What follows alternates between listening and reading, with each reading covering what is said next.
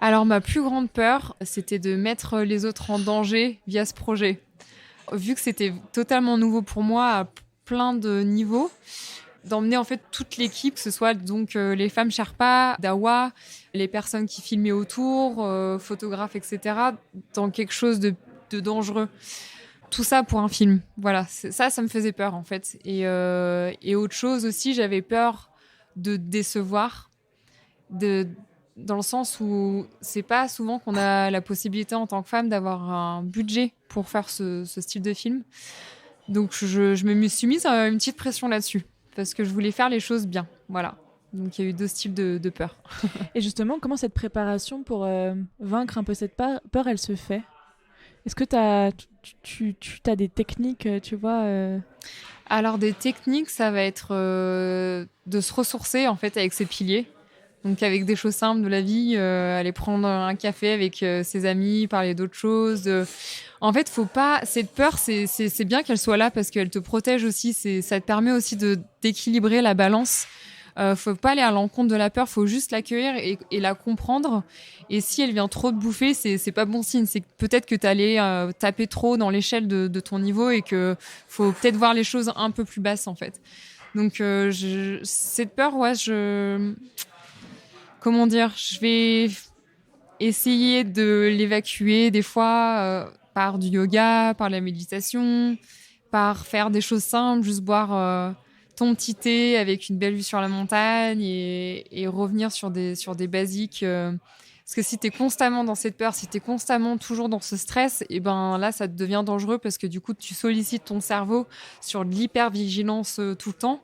Et en fait, ça t'envoie des hormones de stress qui sont pas bons pour ton corps, en fait. Donc, c'est retrouver une stabilité à plein de niveaux. Ouais.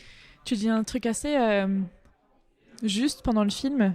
Tu publies en fait une photo pendant ton voyage où tu vois l'Everest est visible et à côté le sommet donc du Lombuche et tu reçois des tonnes de messages sur Instagram de gens qui disent oh super tu vas faire l'Everest. Qu'est-ce que tu ressens à ce moment-là?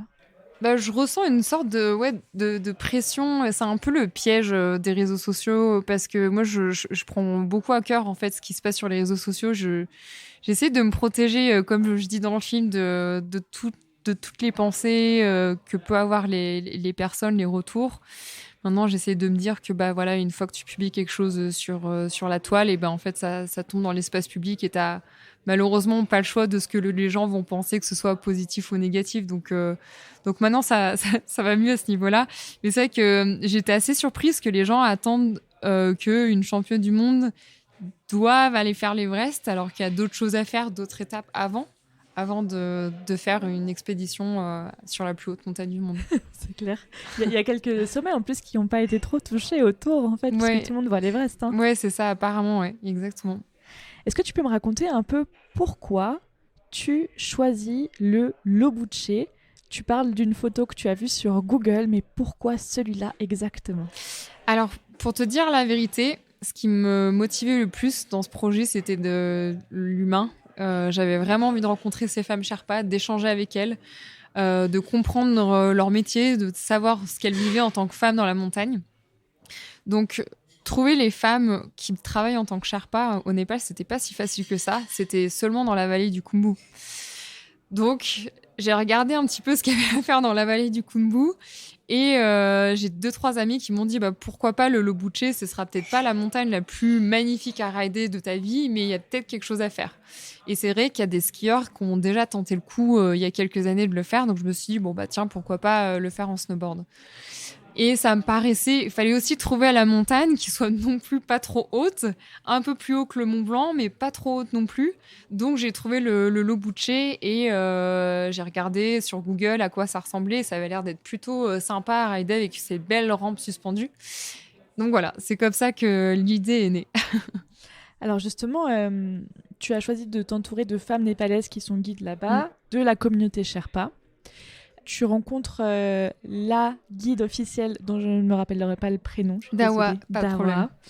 Comment est-ce que tu rencontres les autres? C'est elle qui te met en lien? C'est elle qui crée le groupe? Comment est-ce que tu prépares justement cette expédition?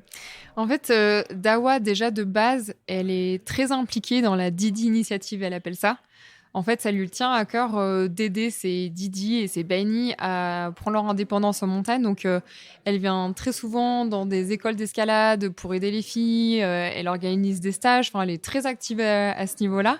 Donc, quand je lui ai parlé de ce projet, en fait, ça lui a semblé évident en fait de m'aider à constituer cette team de femmes. Et je ne sais pas si à un moment donné, vous voyez dans le film, mais il y en a une d'entre elles où on a eu la chance de visiter sa maison. Donc, elle nous montre un peu son environnement, comment elle vit. Et justement, elle expliquait, malheureusement, on a fait des interviews d'elle, mais on n'a pas réussi, via le langage népalais, à refaire ressortir ce qu'elle nous expliquait. Mais c'est hyper dur en tant que femme pour elle de prendre son indépendance, d'aller en montagne, de réussir à trouver des créneaux où on les emmène, en fait. Donc, ouais, c'était génial d'avoir Dawa à nos côtés pour pouvoir faire cette expédition et avoir aussi cette rencontre et cet échange.